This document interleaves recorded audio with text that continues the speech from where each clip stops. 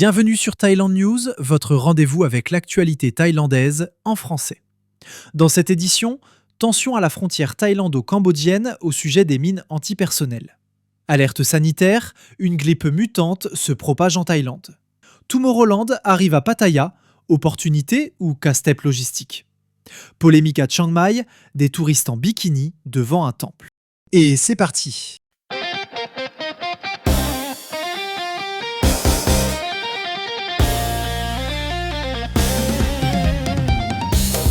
Le Cambodge a reconnu de facto avoir violé une convention internationale interdisant les mines antipersonnelles. Cette reconnaissance fait suite à la saisie récente d'armes par la Thaïlande dans une zone frontalière disputée. Selon la marine royale thaïlandaise, le ministère cambodgien de l'Intérieur accuse l'armée thaïlandaise d'avoir pillé ses armes. Mais en affirmant que ces armes lui appartiennent, Phnom Penh admet implicitement leur possession. Le différend porte désormais sur le lieu exact de la découverte. La Thaïlande affirme que l'arsenal a été trouvé dans le bâtiment du casino de Tmorda, construit sur le territoire thaïlandais, dans la province de Trat, et précédemment utilisé à des fins militaires. Les autorités thaïlandaises indiquent que la cache contenait de nombreuses mines antipersonnelles, fabriquées à partir de mines antichars modifiées et d'obus d'artillerie.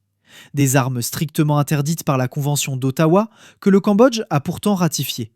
De son côté, le Cambodge affirme que les armes se trouvaient sur son propre territoire, dans un poste de police des frontières situé dans la province de Pursat, et nie tout lien avec le site mentionné par la Thaïlande. Pour la marine thaïlandaise, cette contestation confirme malgré tout l'utilisation de mines antipersonnelles par le Cambodge en violation directe de ses engagements internationaux. La Thaïlande appelle Phnom Penh à respecter la Convention et à contribuer à un climat propice à une résolution pacifique du conflit frontalier. La marine condamne également un tir de mortier cambodgien survenu dans le district de Nam Yuen, dans la province d'Ubon Ratchathani. L'explosion a blessé un soldat thaïlandais. Cet incident est perçu comme un manque de sincérité dans le respect de la trêve conclue le 27 décembre entre les deux pays. Le Cambodge affirme de son côté qu'il s'agissait d'un accident sans intention de tirer sur le territoire thaïlandais et indique que 2 de ses propres soldats ont également été blessés. Un virologue thaïlandais reconnu signale la propagation d'une souche mutante du virus de la grippe, le AH3N2, actuellement en circulation en Thaïlande. Selon le professeur Yong Puvorawan, cette souche se diffuse largement et présente une résistance accrue aux vaccins actuellement disponibles. Cette mutation réduit leur efficacité, sans entraîner pour autant une aggravation de la maladie. Les autorités sanitaires indiquent que l'an dernier, la Thaïlande a enregistré un nombre historiquement élevé de cas de grippe.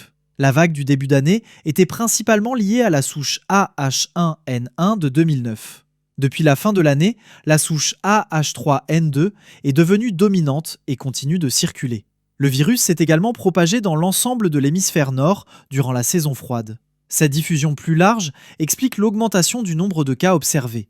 Entre le 1er janvier et le 6 décembre 2025, plus d'1 million de cas de grippe ont été recensés en Thaïlande. Malgré cette hausse des contaminations, aucun accroissement de la gravité des symptômes n'a été constaté. Les traitements antiviraux disponibles conservent leur efficacité. Les autorités sanitaires rappellent que plusieurs options de prévention et de prise en charge existent et soulignent l'importance d'une information claire afin de permettre à chacun de faire des choix éclairés. Tomorrowland s'apprête à faire son entrée en Thaïlande. Le célèbre festival de musique électronique tiendra sa première grande édition asiatique à Pattaya du 11 au 13 décembre. L'événement devrait rassembler environ 50 000 participants, dont près de 60% de visiteurs étrangers. Il s'inscrit dans un plan de développement sur 5 ans avec des retombées économiques estimées à au moins 20 milliards de bahts. Le site retenu, Wisdom Valley, se situe à Khao Mai Kaeo, à l'ouest de Pattaya. Un espace vaste, équipé de 6 scènes, mais accessible par une seule route. C'est précisément ce point qui inquiète les professionnels du tourisme. La capacité routière limitée fait craindre un important engorgement du trafic dans une région déjà sujette à de fortes congestions en période de pointe. La majorité des festivaliers devraient séjourner à Pattaya, faute de capacité d'hébergement suffisante à proximité du site. Le trajet depuis le nord de la ville prend environ 20 minutes en voiture dans des conditions normales de circulation.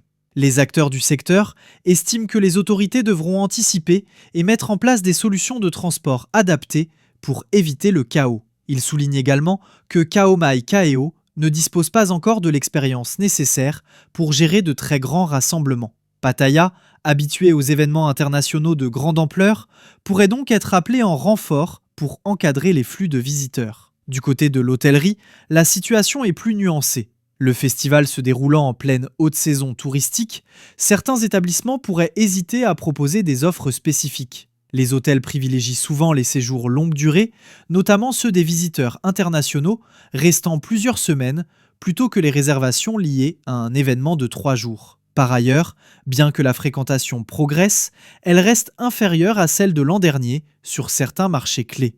Les marchés chinois et sud-coréens sont en net recul, tandis que le marché russe affiche une hausse. L'organisation de Tomorrowland à Pattaya représente donc à la fois une opportunité économique majeure et un véritable défi logistique.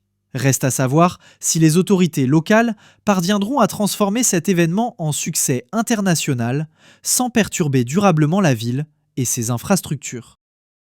En Thaïlande, des images diffusées sur les réseaux sociaux ont déclenché une vive polémique. Elles montrent des touristes étrangères en bikini devant un temple de Chiang Mai. La publication, relayée par une page locale très suivie, a rapidement suscité de nombreuses réactions. De nombreux internautes ont dénoncé un comportement jugé irrespectueux envers les traditions bouddhistes et la culture locale. Les faits se seraient produits début janvier dans le centre historique de Chiang Mai, à proximité immédiate d'un temple bouddhiste. Selon les commentaires en ligne, certaines attitudes et postures ont été perçues comme offensantes dans le contexte culturel thaïlandais. Les administrateurs de la page, à l'origine de la publication, expliquent avoir partagé ces images comme un avertissement. Leur objectif serait de rappeler aux visiteurs étrangers l'importance de respecter les coutumes locales, en particulier dans les lieux à forte dimension religieuse. Cette affaire n'est pas un cas isolé. Ces dernières années, plusieurs incidents similaires ont déjà provoqué des débats en Thaïlande sur le comportement de certains touristes dans des lieux sacrés. À chaque fois, la question du respect des traditions locales revient au centre des discussions, notamment concernant la tenue vestimentaire et les gestes jugés inappropriés. Les autorités thaïlandaises rappellent régulièrement que les visiteurs doivent adopter une tenue décente à proximité des temples, même en dehors de leur enceinte directe. Ces rappels visent à préserver le respect des lieux religieux tout en favorisant une cohabitation harmonieuse entre habitants et visiteurs. Merci d'avoir regardé. Abonnez-vous pour ne rien manquer de l'actualité en Thaïlande et partagez autour de vous. À demain, même heure.